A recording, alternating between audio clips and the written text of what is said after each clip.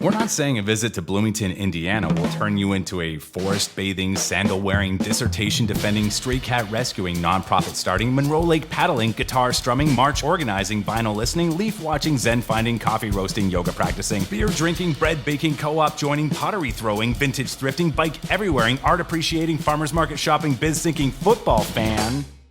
But we're not saying it won't. Visit Bloomington. See how it inspires you.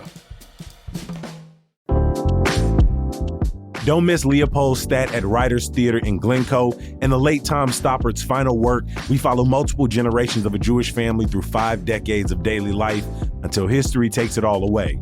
The Tribune calls the Tony Award winner essential viewing, and Stoppard worked with director Carrie Perloff on revisions exclusive to this production.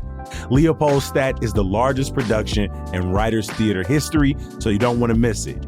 Get your tickets today at writerstheater.org, and that's theater with an R-E.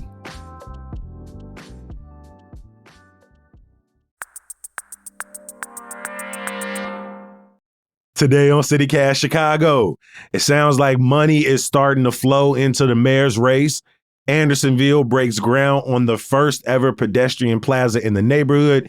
And which Chicago artwork would you, let's say, borrow for life? It's Wednesday, June 24th. I'm Jacoby Cochran, and this is what Chicago is talking about.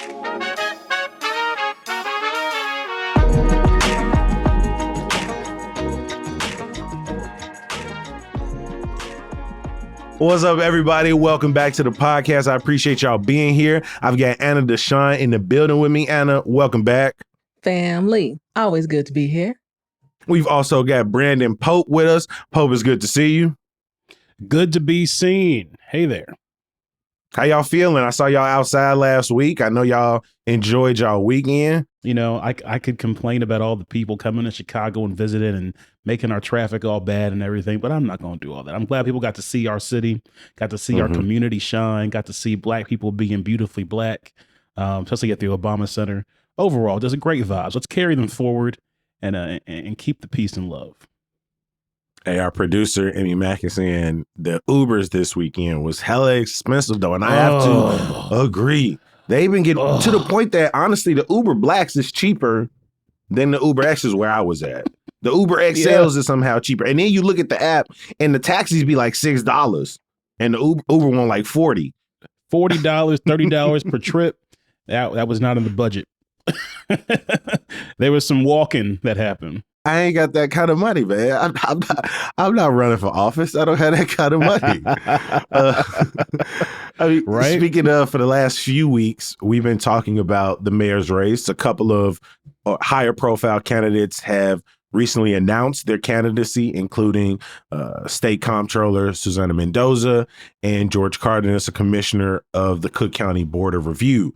But Pope, there's still a lot of speculation about who will or won't hop into this race. But like the money, like people are starting to build up their necessary political war chest, including the presumed frontrunner. Kind of catch us up here. Yeah, the spending is already starting to get underway, and how it operates, I think, gives you an eye into how Illinois politics works for the good and the bad, perhaps. So the International Union of Operating Engineers, Local 150, it's a union. They spent $255,000 on advertising support for Illinois Secretary of State Alexi Giannoulias. I found out this week that I cannot spell Giannoulias. I need to work on that. Through an independent, and it was through an independent expenditure committee. On the surface, this is pretty routine, right? A labor union giving money to a PAC to give money to a campaign. But when you dig deeper, it does raise some eyebrows, and it may have some implications for the mayor's race, because under current Illinois campaign finance law, once an independent expenditure committee spends enough money in a race, it can trigger what's known as breaking the caps. So basically, in plain English, it means contribution limits are effectively gone once they break the caps. What's that number? Yeah, the numbers are different depending on what you're running for. So okay, cool. For a statewide race, it's $250,000. For other offices, it's $100,000, right? Now, for that 255 number is significant because it 5,000 over, breaking it. This means everybody else can basically go at that number now, and kind of breaks that cap there. Now, the interesting part here is that this Janulius race for Secretary of State reelection, it's not looking like it's going to be a tight race. He's the incumbent Secretary of State. These He's are widely typically foregone expected. conclusions. Yeah, he's expected to defeat the Republican challenger, Diane Harris, without much trouble. That's kind of standard Illinois Democrat, Chicago Democrat politics. So people are asking, why go through the trouble of breaking the caps when this person's already highly favored to win? And the answer may not have much to do with the Secretary of State's office, but a lot more to do with this mayor's race. Illinois law allows candidates to transfer money from one campaign committee to another. So theoretically, if Janulius raises a massive amount of money for Secretary of State, as he has, he could potentially move those funds into a future mayoral campaign account. So in other words, breaking the caps today could help him build a mayoral war chest for tomorrow. And if you've watched Illinois politics and Chicago politics specifically lately, you already know campaign cash is everywhere. For context, in 2023, the mayor's race, $40 million was spent during the election cycle. That runoff between Brandon Johnson and Paul Vallis saw so much money pour into the television ads, the digital campaigns, the mailers, the expenditure efforts. You got to pay for canvassers. You got to pay for people to talk on the ads and say, hey, I'm with this guy. So really any serious candidate thinking about running for mayor, they're going to have to pocket up some money. So this $255,000 doesn't seem like a lot of money in terms of that, right? But it could be an early sign of something bigger. And when you zoom out here, I think it's really interesting that Alexei Janulius already has kind of a war chest going. It's all through the Secretary of State side, though. How much exactly? This is an interesting number, given the 40 mil you just talked about. Yeah, so $18 million was reported for the first quarter of 2026 on hand. That number is supposedly bigger now than when it was first reported a couple months ago. During that same 3-month period, Brandon Johnson, in comparison, how much y'all think he raised? I know the number already, it's not not close. $176,036 allegedly. So, you know, now the benefit that Brandon Johnson has is he is an incumbent mayor. He doesn't really have to spend as much, you would think, on advertising, on some of the things that someone running for that would have to, because he gets kind of, earned media. He has standing press briefings. He's on TV all the time. He's going to be able to campaign pretty much for free a lot of times, right? So he doesn't need as big of a war chest, but that is concerning. Do you think at this point, any of the people who've announced or Secretary of State in this 18 million at this point, you think any of these have a chance of defeating the incumbent at this point? Yes and no. I think that early on, when you look at this race, it's going to be another crowded field. You know, we've already talked about Alexei's probably going to run. We know that Susana Mendoza's announced her campaign. Mike Quigley has announced, but not announced, whatever that means. Maria Pappas, same thing. Expect to also hear Willie Wilson as he's preparing as well to gear up for, fourth run for mayor? He's got the war chest there. Brandon Johnson is coming from that progressive left lane still, and those running against him are still coming to him from the right in a sense. And so I do think that he is going to make the runoff election if no strong progressive candidate comes through. And it's hard to see who that would be to challenge him in that lane. He's still more popular than people want to give him on the south and west sides of the city. And the way Chicago races work, the south and west side are going to help carry you, right? So he's going to have power. The question is going to be in a runoff election, who is he facing? If it's an Alexei Janulius, as some think it would be, it may be tough in a 1v1, right? That's where you really get to pick apart an incumbent and their record and have a competing vision versus a whole crowded field of people, right? So that's going to be the question. Who makes the runoff, I think, against Brandon Johnson? I'm not going to say he's a lock right now. I think it's too early to say he's a lock for the runoff. But I do think that's going to be, he's got a strong favorability when it comes to that with the incumbency. If he doesn't, that becomes a bigger story, kind of like when Lori Lightfoot didn't make the runoff this last round, right? So we'll see. Now, when you can expect to have any of these announcements, here's the thing. I was going to say, what's the sweet spot? We just in the back half of June. Yeah. Well, the clock is ticking because mayoral candidates, they got to start circulating their nomination petitions on July 28th, right? So, and they got to file by October 26th. So theoretically, most candidates are going to start announcing campaigns this summer or early fall. So you're seeing Mendoza get there early with it, right?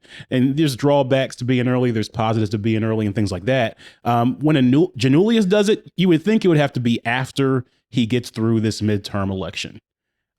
Once he gets through that and officially secures Secretary of State, then, he'll probably start putting the groundwork in. But he's probably going to file early enough we're going to know, because October 26th is the deadline for that. Can you give a little bit of background for people who may not be familiar with Janulius beyond his current tenure as Secretary of State?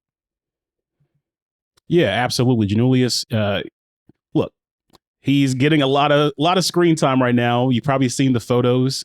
You've probably seen the viral clips of his shoes and playing basketball at the Obama Center. He's a Chicago guy, 50 years old. He's been serving since 2023 directly after Jesse White. He went to the Latin School of Chicago. He was the Illinois State Treasurer from 2007 to 2011. So he's been a face in Illinois politics for a little bit. And he has been praised for how he's helped kind of bring the Secretary of State office forward in Illinois, how he's helped improve wait times at the DMV, how he's, modernized the way people get ID cards and things like that. He's getting a lot of praise for basically reforming a system that was getting a little stale. Now, how does that apply to him being the mayor of the city of Chicago? He is being a lot more forward when you look at his social media about city issues. Recently, he's been talking and going at length about the bike issue, bike lanes and biker safety. And so as he inserts himself more into that, he is a Chicago native, a Chicago-born guy. I think you're going to see him start to really stake a claim on what he really wants his North Star issues to be. He's careful not to criticize too harshly right now, Mayor Johnson, but he does have his critiques that he airs. Kind of different than Mendoza. Mendoza's been pretty blatant and very, targeted in her critiques, whereas Janulius is still kind of like testing the waters and still, trying to maintain that likability. Well, if the current surge in popularity and obviously the last election win aren't proof enough, it seems that he's gotten over the controversy that sacked his run for Senate in 2010, where he narrowly lost to Mark Kirk. And I know that was connected to the collapse of his family's bank. And that came under a lot of scrutiny about, who they were giving loans to in the city, who they were connected to. And so it seems that, if anything, in the 15, 16 years since that run, he's better positioned for maybe a citywide office like this, having, again, replaced such a elder statesman in Jesse White. Yeah, and I part of his profile, and I think part of what he's going to try to sell is the fact that he's known as a consensus builder. He's not too far to one side or the other. He came to fame because for the Illinois treasurer race, he became the first Democrat to hold the office in Illinois in 12 years, breaking a streak of Republicans that had won that office. He's got a little bit of that background too. That's partially what he was kind of staking that higher office run on. In Chicago, which is more hyper Democrat. He's going to be wanting to build kind of that whole, hey, progressives, hey, center left, hey, corporate Democrats, I can bring you all together. Can he strike that tone? Can he sell that vision to voters? We're gonna have to see. We get buckle in, y'all. We got a long way to go. I just hate how much money is needed to run for political Mhm. office. I mean, that's the thing that always gets me about these moments and these conversations is that it should not be this. It should not take $40 million to run for the mayor of Chicago. It just shouldn't. And I really think there needs to be some regulations around how much money people are spending when it comes to these elections. That's just the mayor of Chicago. That's not the governor's race. And then when you get to the presidential races, it just gets more and more absurd. And it just calls for corruption. Whatever you believe, you are going to be held accountable to somebody that gave you $250,000 from this one and decide to give another $250,000 to the other PAC to send to the other people on your behalf. I think it does the people an injustice in the end. The people don't win in this scenario. Yeah, the frustrating part is you see all these big dollars, all this money going out to potential winners. It's like, wait a second, y'all got money for this? But you see all the struggle that's happening around our city, our state, our country. You see all this need for investment and critical dollars. And then you see millions of dollars going to something that's a maybe. Like, what are we doing? And so that's definitely a real concern. But look, it's been this way for such a long time. It's going to take a real collective effort of people calling it out and then choosing legislators to do something about it. It just flies in the face of logic to say, hey, we don't have money to fix our schools, to fix our roads, to fix our communities, but we got money to do an ad.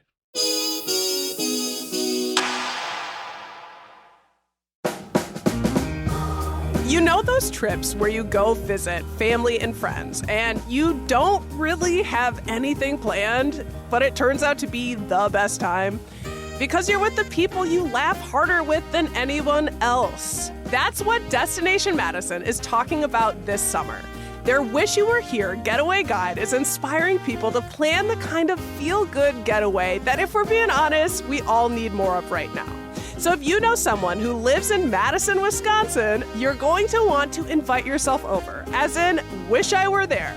Meet up in Madison and visit featured places between now and October 30th for a chance to win one of 6 themed prize packages, y'all. Those include dining, hotel stays, and more. Destination Madison has made it easy by providing postcard invites, itinerary ideas, and packing lists, so you can focus on having fun together. So stop missing friends and family and start inviting. Today, go to visitmadison.com/wish. Last week, the city broke ground on the first pedestrian plaza in Andersonville. Anna, can you tell us more and also remind us who is Elise Malary, the namesake? Elise Malary was a friend, and she was a Black trans woman doing the work and doing it in her own way and being unapologetic about what she believed trans folks needed to live full lives here in the city of Chicago. And when she was found in Lake Michigan in 2022, I mean, it just broke all of our hearts in the community. I was just so taken aback at that time because she was one of the sweetest people you could have ever met in the city of Chicago doing activism work. And Elise was so soft-spoken, but made such a major impact in Andersonville specifically, but I would argue for the entire city of Chicago as it pertains to our trans siblings. And she was, at the time, doing really important work with Chicago Therapy Collective and this initiative called Hire Trans Now, which has now expanded to do work within the city of Chicago. And essentially, Hire Trans Now is just what you think. It's an initiative to put trans folks in employment opportunities that are going to be inclusive, right? So where this plaza is actually located on Catalpa between Ashland and Clark, they actually renamed this street Elise Malary Way a couple of years ago. And so the fact that this plaza is going to exist as a place of gathering, they're going to have farmers markets and art installations and community events. It's going to be a place where people can come and sit and chill. It just screams Elise. It screams community. It screams something that she would have wanted to exist for people in this neighborhood. And I just think it's really beautiful. I can't wait till it's available in spring of next year and we can go out there and really enjoy it and really feel her spirit in all of it. Yeah, for this street and this plaza to be named after a Black trans woman, as all, reported statistics and data show us, they face the highest concentrations of violence and harassment. But beyond just creating spaces like this, can you talk a little bit more about the work that the mayor's office is doing? Because a couple of years ago, he created a working group to address just this anti-trans violence in the city, and also specifically the anti-trans violence that Black trans women face. They recently put out a report and laid out some recommendations for things the city should be doing. Absolutely. So this group it's called the Trans Femicide Group. And I know some folks who are actually in this group and doing the work. And they're people I respect and trust. And I'm glad that there's a report out. Now, the key is to actually implement some change, right? So this is the part where things always get a little tricky. Okay, we put the group together. They did the work. They had the public meetings. They were on all types and sides of the city.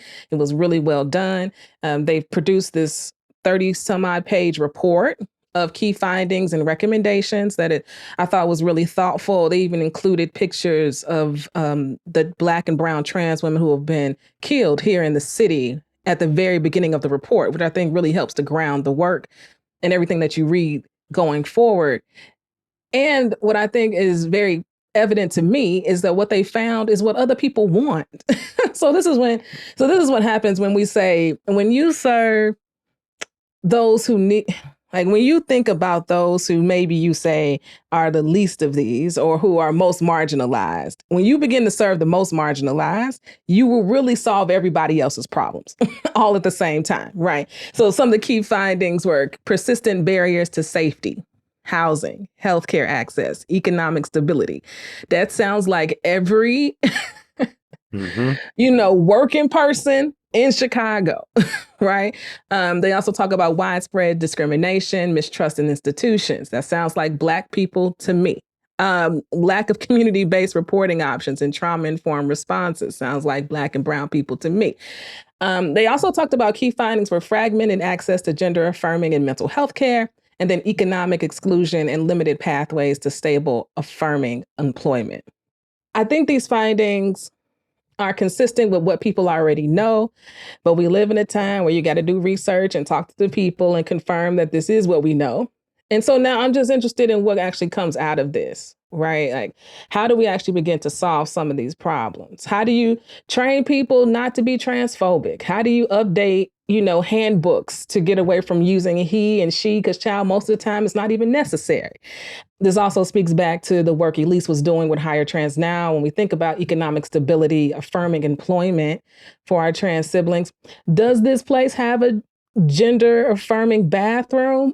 Right? Like, there's just some fundamental things that I think are possible, but it's also about how do you execute it when we're talking about an entire city and what that actually looks like. I think that this report 100%. Is a wonderful beginning.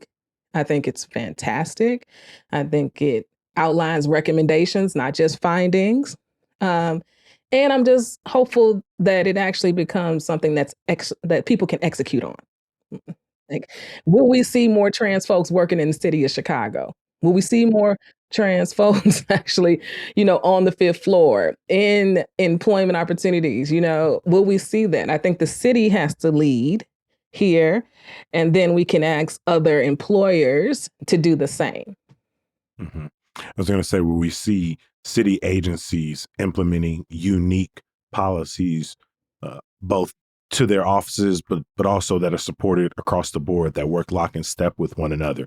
Will we see trainings be altered, updated, and changed? Will we see, I think about one of the recommendations to improve access to gender affirming and mental health care. Well, right now, our area hospitals are inconsistent on what that care looks like, particularly for trans youth. Like, how will you go beyond sort of the rhetoric of providing care, but also making some demands and funneling resources and protections to these spaces, so that some of them can get back to the great work that they were doing. And so, yeah, I want to see where the city goes from here, because it is clear in some respect that, Mayor Brandon Johnson has remained a vocal advocate during, especially this time when the federal government is raining down terror on the city. And so, like you said, I'm always skeptical of a working group and some published findings. I want to see, where do we go from here? 100%. And I really do think that the city has to be a leader in this. You can now ask business owners and employers in the city to do something you're not doing.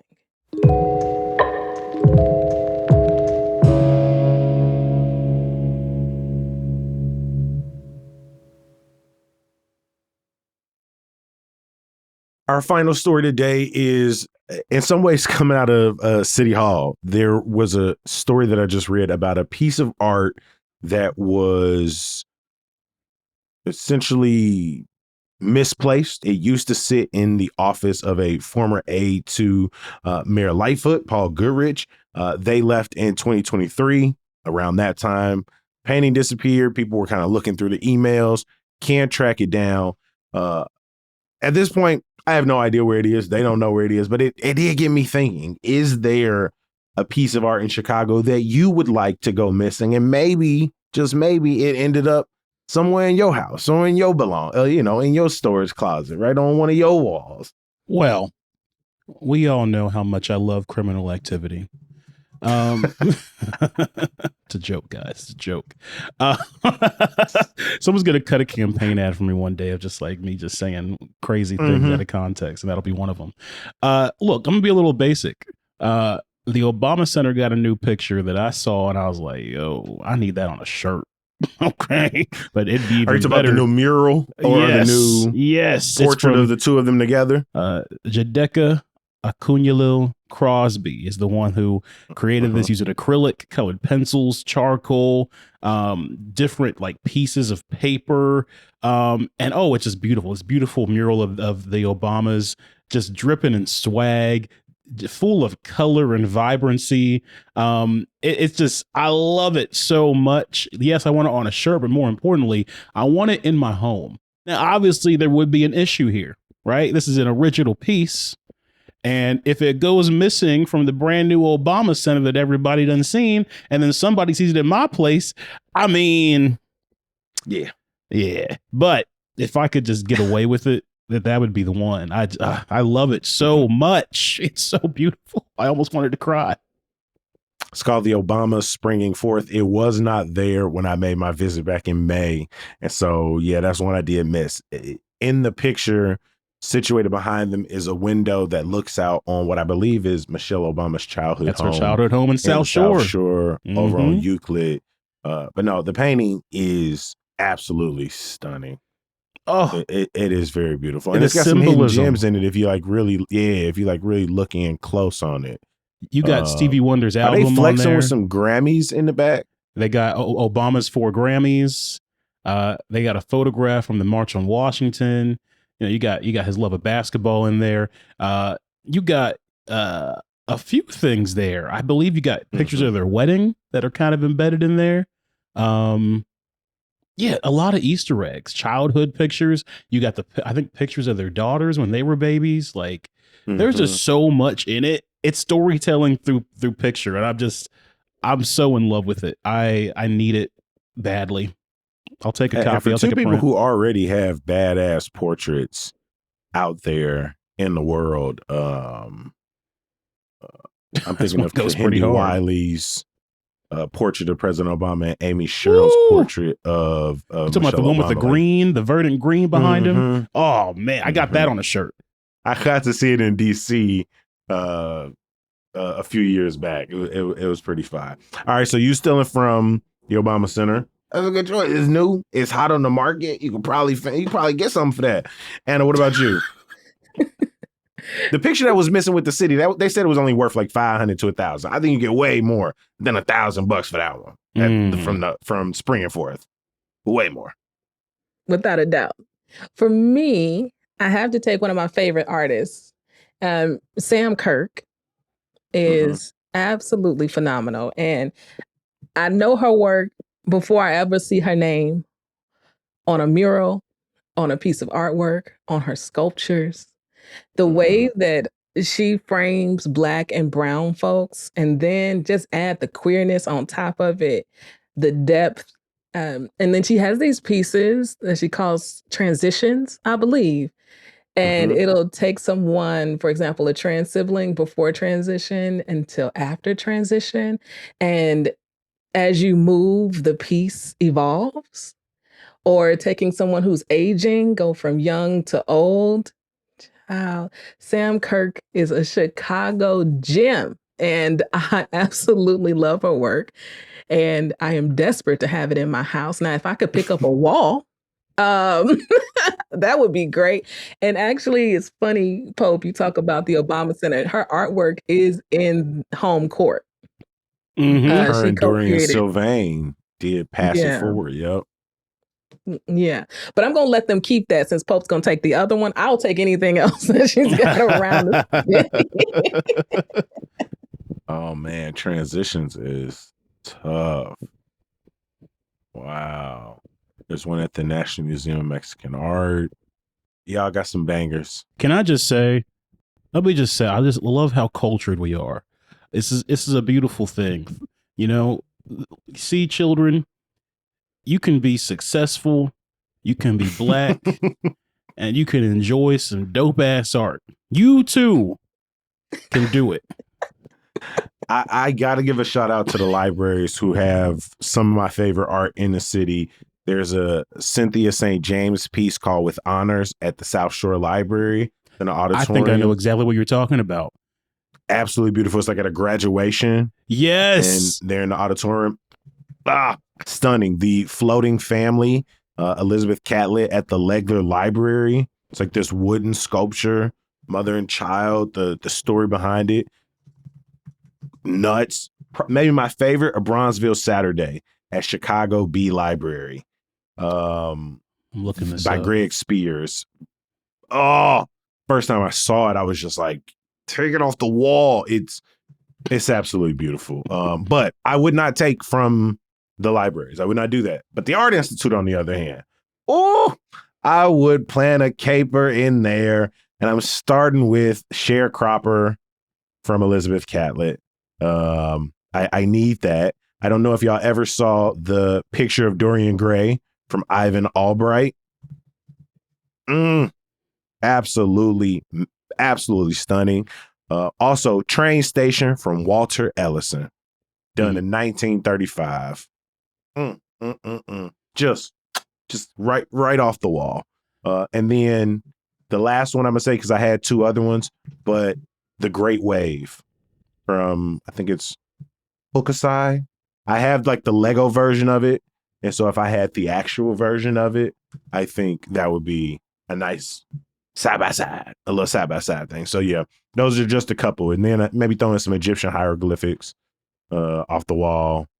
Maybe The Room from Quarter. But, you know, I'd stop there. I'm getting greedy. Yeah, you've taken everything, man. If I could only take one, it would be Train Station from Walter Ellison. Also, all of the Margaret Burroughs at the DuSable. Oh my God. While we're at it, give me anything by Bisa Butler. You know, like when she had that exhibit here. Oh, Lord. Like, I've got a couple of her lookbooks. I got Butler. 3 prints hanging in my hallway. Yes. I got one. It's, Bisa Butler is where it's at. One day I'm gonna have the money to get her to commission a picture for me, a nice painting or portrait, probably of me in a Black Panther costume. I think that could really go hard. I see the vision. I'm gonna want you to use her time for better things. That's the thing I love about having y'all on, because there's always this moment where I know the conversation has come to a natural ending point. Like a natural ending point. It's so beautiful to work with both of y'all. I want to give a huge thank you to our guest today, Anna Deshawn. I appreciate you being here. Always good to be here, Kobe. Always. And Brandon Pope, thank you for making time for us today. Always happy to give us a good ending point. If there's a piece of art that you would love to have hanging in your house, for a moment or forever, please let us know. 773-780-0246. And of course, our executive producer, Simone Alicea, would not forgive me if I did not say, we are not encouraging you to go out there and steal art from across Chicago. Don't do it. That's just to be clear. One thing I will encourage you to do, head to our website, chicago.citycast.fm. Subscribe to our daily newsletter and check out our events calendar. Our good news comes directly from it. There's some great events going down in the city right now, from the Every Child Thrives Festival that's happening in Hyde Park. You got a bonsai workshop tomorrow in Edgewater, and then Lionel Richie and Earth, Wind & Fire at the United Center on Friday. There are plenty more events for you to tap into. Again, that's chicago.citycast.fm. We're going to be back bright and early tomorrow. We'll talk to you then. Peace.